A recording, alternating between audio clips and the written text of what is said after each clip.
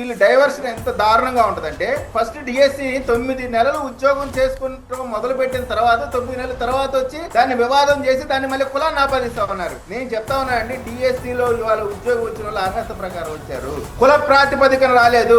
ఒకవేళ మీరు అన్నట్టు ప్రకారమే కుల ప్రాతిపదికన వచ్చినా సరే నువ్వు చెప్పే ఆ కమ్మ కమ్యూనిటీ తక్కువ ఉద్యోగాలు వచ్చినాయి. అది నెంబర్ చెప్పిన నేను చెప్పేది లేదు, ఇంకోళ్ళు చెప్పేది కాదు. ఒక కులాన్ని బూచిగా చూపించి ఆ కులం పైన దాడులు చేసినటువంటి వారి మనస్తత్వం. రెండోది రిజర్వేషన్ వ్యవస్థ పైన వారు చేసినటువంటి కుట్రలు, కాపు కమ్యూనిటీ మధ్య ద్వేషం రగిల్చేటువంటి కుట్రలు. అదే విధంగా ఈ రోజున నేను చెప్తానండి, ఒక కులానికి ఒక వ్యక్తికి పార్టీలకి మధ్య ఫ్యాక్షన్ ని లేపడం ద్వారా, వాళ్ళు కొట్టుకోవడం ద్వారా, వాళ్ళ రక్తపాతం ద్వారా వాళ్ళు అధికారంలోకి తిరిగి వద్దామనేటువంటి వీళ్ళ రాక్షస రాజకీయాన్ని ఖచ్చితంగా చెక్ పెట్టాల్సినటువంటి అవసరం ఉంది.